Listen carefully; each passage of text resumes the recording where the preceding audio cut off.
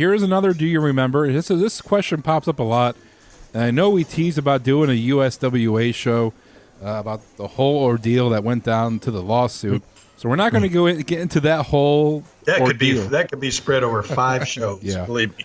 So we're going to just go into the topic of King. Do you remember why the USWA stopped taping live studio shows?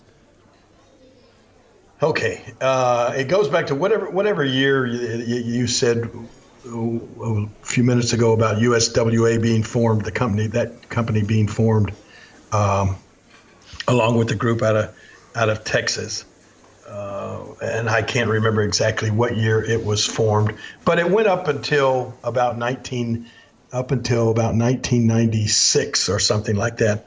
But the USWA was formed before either Jerry Jarrett or I started with the WWE.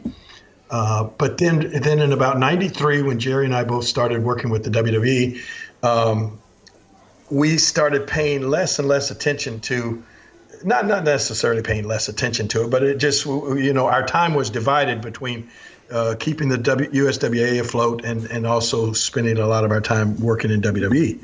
So I had a friend, this guy that I had met named Larry Burton.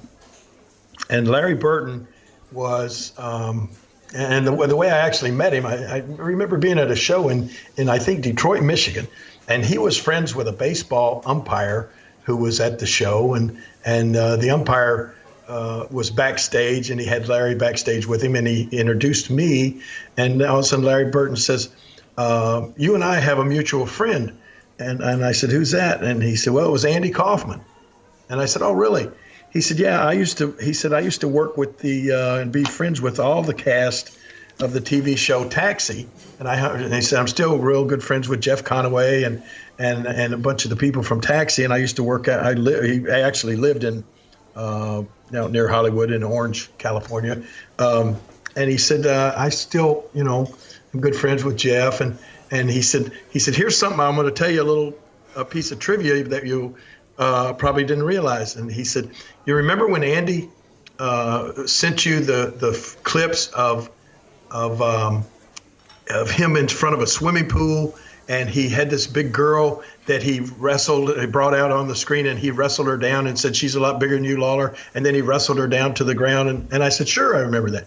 And he said, "Well, that was my swimming pool in my backyard." And he said, "I shot that video for Andy with my little handheld camera." Oh, wow. And I said, "No kidding." And so anyway, we started talking and became kind of friends and stuff over the year. The next time, recently, not long after that, I was out in California. He picked me up at the airport and showed me around. I mean, took me to this guy was very impressive.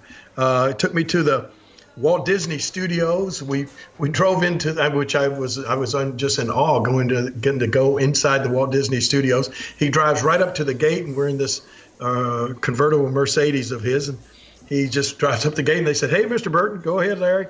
And we just drive right through, and we go into this office building, go up an elevator to like the 3rd floor or something, and we get off, and all of a sudden there's this big door of the office of Roy Disney. And I'm going, "Holy crap! This is the real deal." And then right across the hall was this guy's office named Mitch Ackerman, and Mitch was like the really big wheel at Disney, right under Roy Disney, and he was really good friends with this Larry Burton guy. So we go in, and he introduces me to Mitch, and this may have been one of the places that his office made such an influence on me that it's made me. Glenn, you've been to the room where I keep my Batmobile and all the Superman and the big Hulk and all of the memorabilia and stuff, right?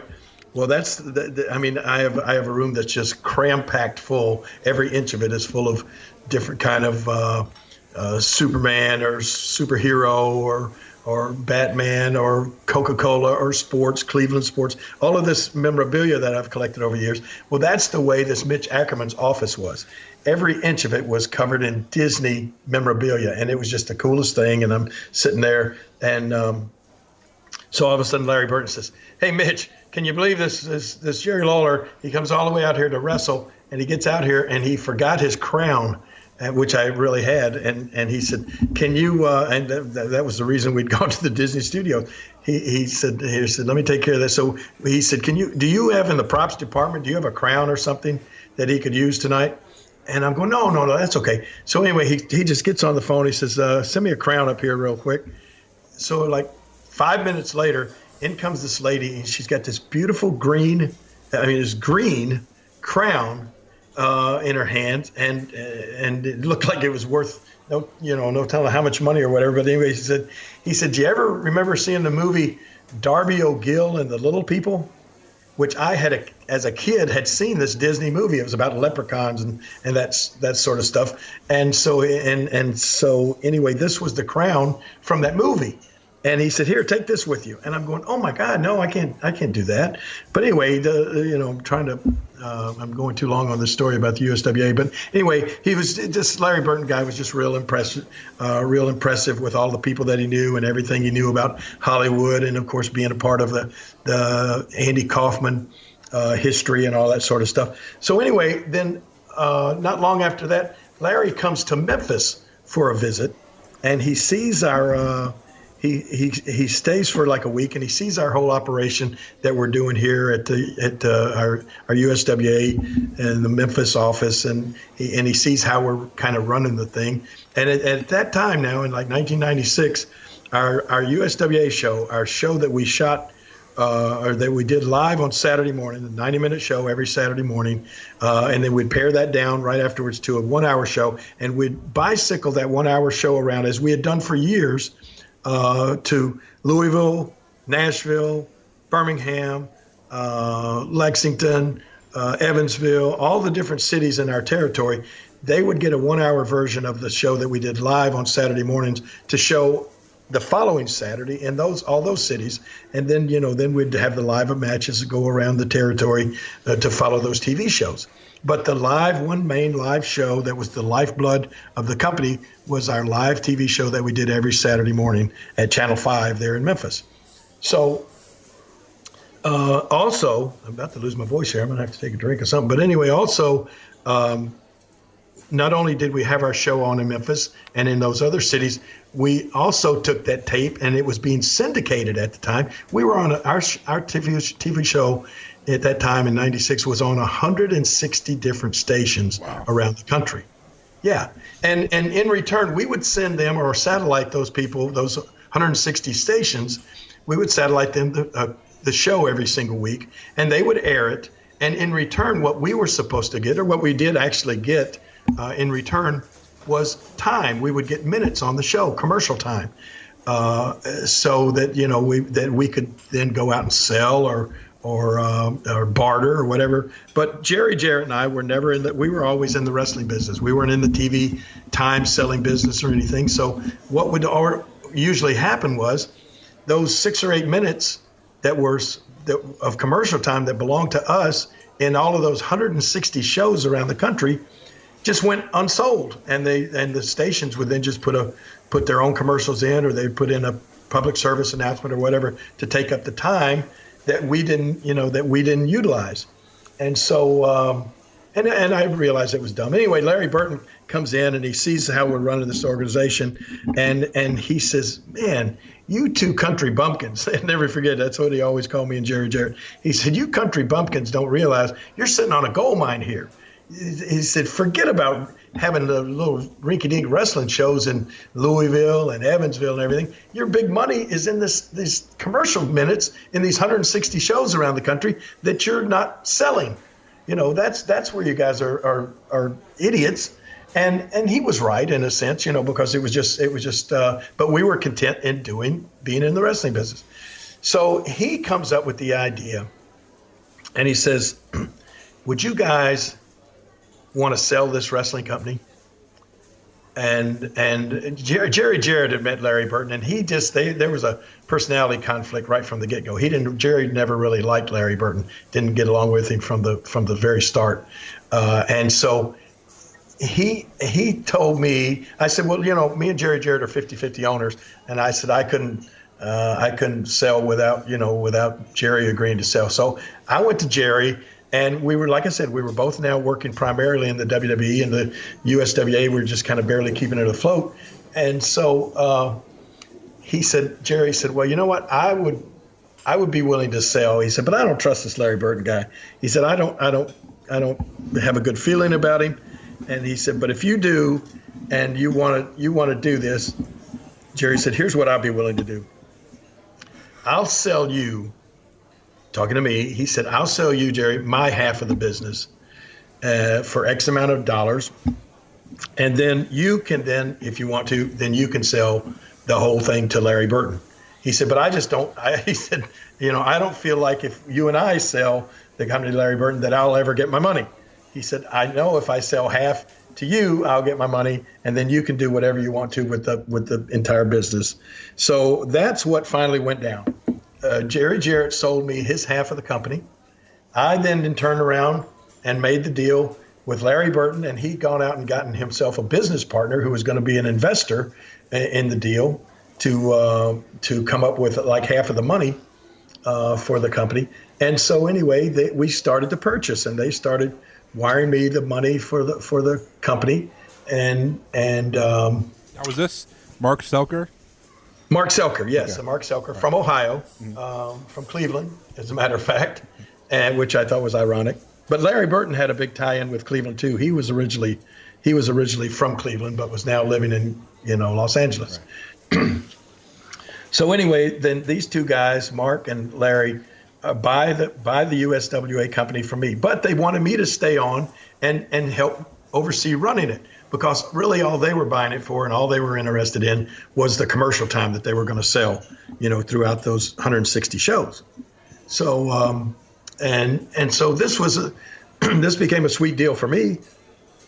Excuse me. It became a sweet deal for me in the fact that nothing was really going to change for me. I was still going to stay and help run the company, get paid for that, still wrestle for them, get paid for that. Plus, I got paid for selling them the company. So it was for me, it was a good deal. Well, and that's what went down. So they sold them the company, and then they started being in charge of running the TV show there at Channel 5. And man, just a short few weeks went by, maybe, I don't know, 6 to 8 weeks or something like that. Not, and I may be wrong on the amount of time, but anyway, a short period of time went by, and all of a sudden, Mark Selker and Larry Burton got into this beef over. I think the Mark Selker felt that Larry Burton didn't pay as much of the money as Mark Selker did, something like that. And so Mark Selker then all of a sudden wanted out of the deal, and he came to the TV station with some legal papers where he was going to sue Larry Burton. Now, Mark Selker had never been around wrestling or wrestlers or anything like that, so I think he was a little scared of what he was going to stepping into here, and so he brought with him a armed process server, the guy that was going to hand Larry Burton this lawsuit, saying that that Selker wanted out of the deal, and just to be safe, I guess he felt like he should bring this guy that's carrying a gun on his hip, right? So that all went down. There was a big yelling, shouting match or whatever when the guy served Larry Burton with the papers between Larry and this Mark Selker, the new owners, and a lot of shouting and stuff, and quite a scene there in the TV studio that morning. And this was at the live television show taping, so. The next day or the following Monday, I get a call from the station manager there at Channel 5 in Memphis. And he said, Jerry, he said, we have done business with you and Jerry Jarrett for 20 years, from 1977 to 1997, without so much as a handshake. And he said, we've never had one problem. He said, but these two new owners, he said, I don't know these guys from a block punt. And he said, and I can't have somebody coming in my TV station where I got 150 wrestling fans that I'm responsible for. I can't have somebody coming in here with a gun. And so he said, you can tell these guys that we're not going to do any more live TV shows. Wow. He said, they can put a tape on but no more live in the studio TV shows. And so, boom, right there. I mean, it went. That was on that Monday. The following week, there was no live TV show, and these guys had nowhere to make a tape, to do another show, to put on there, and so it's consequently, like that fast, they were out of business. And they had already bought the USWA from me, and I say they were out of business because when they didn't make that tape the following week to send around to all of these other TV stations and those 160 syndicated markets, that was it. They were done, and so they lost all the syndication. They lost all the TV markets in our territory because they couldn't furnish them a tape anymore, a show. So then the big lawsuit ensued where this Mark Selker guy sued Larry Burton, and he sued me and claimed that he wanted his money back. And so, man, there was this big lawsuit where the scary thing was the case was moved from Memphis to Akron, Ohio, because Mark Selker was from Ohio and his father was an attorney. And so it was moved to federal court in Akron, Ohio, and it was a jury trial where the people there had no clue about the value of Memphis wrestling or what Memphis wrestling was even was what it was. They had never even heard of it. So, it just boiled down to me having to try to tell. And I'll never forget one of the things I said in court. I said, ladies and gentlemen, I said, this is what happened. Let me just give you a little scenario. If you had never been behind the wheel of a car in your life, if you had not one clue about how to drive a car, but you went across the street to this big Cadillac dealership and you didn't tell them you didn't know how to drive a car, but you bought a brand new Cadillac and they sold it to you, and you went out of the showroom and you got behind the wheel of that car and you stepped on the gas and that thing surged across the street and you went head first, right into the side of a brick wall or a building, and you totaled that Cadillac. Could you go back across the street and say, hey, I want my money back because I didn't know how to drive? Right? I said, and that's what happened here. I said, these two guys bought a perfectly good wrestling company that has been in business and never lost money, has been profitable for all the years that it was in business, and they didn't know how to run it. And they went in less than 6 months with the different things that they did. They were out of business, and now they're coming and wanting their money back. And so, fortunately, I won the case. They didn't get their money back or anything like that. But then the attorneys that they had, they went on and they sued. They appealed it, and they went all the way to the Supreme Court with appeals. And then when that didn't work, they sued me in bankruptcy court. And then anyway, the lawsuits and stuff went on for about maybe 7 years. 7 years I spent in court over the USWA. And so, but anyway, it finally, it all worked out to where I think the Mark Selker guy got a judgment against Larry Burton, but I don't think he ever got any money from him. I know I got a judgment against Larry Burton and never got any money from him either. But so that was, I don't even remember what the question was because I've had so many concussions. But that was what happened to the USWA. And that's a shame because the USWA, had such a lineage, even in a short period of time in Memphis wrestling. And then you had, Power Pro later on. Power Pro Wrestling. Then the Power Pro was a new company that sort of Randy Hale started up and was able to get because Randy had such good history with us and the people at Channel 5 knew him. And so, they were able to get the show back on Channel 5 with Power Pro Wrestling. Do you ever think of what happened if you didn't sell to Burton and Selker, if you and Jerry Jarrett kept the USWA under your umbrella? No, I don't even really. I mean, you got paid handsomely. I never look back and say wonder what would have happened. I don't do that. I really don't. If I'm asked to say, can you speculate on what would have happened? Probably it would have just continued on like we were going. And the cool thing, the reason that was able to stay afloat was because I had been personally featured as the main star there for all during that company's existence. And I never left completely to go to the WWE, even though I did go. That was the deal when I did go in '93. That was the deal that was worked out with Vince at the time. Was, hey, come and work here in the WWE, but you also can continue to work in the USWA and continue to keep that afloat because that at that time it had been decided that it would probably be a good place to develop new talent because all of the other companies, all of the other territories had fallen by the wayside by then. So that's the story with the USWA, live studio tapings with the studio audience coming to a halt was because a guy came to the studio with a gun. I don't think we've ever told that story before anywhere. So people tuning in, that's that following. I didn't even put that in my book back in 2000. Wow. Because it was still, the legal case was still going on then. Yeah. So people that were coming to the studio on a regular basis, I'm sure you had the regulars coming in, on Saturday morning for Saturday morning wrestling. And that following Saturday, there was none. I'm sure a lot of people speculated what was going on.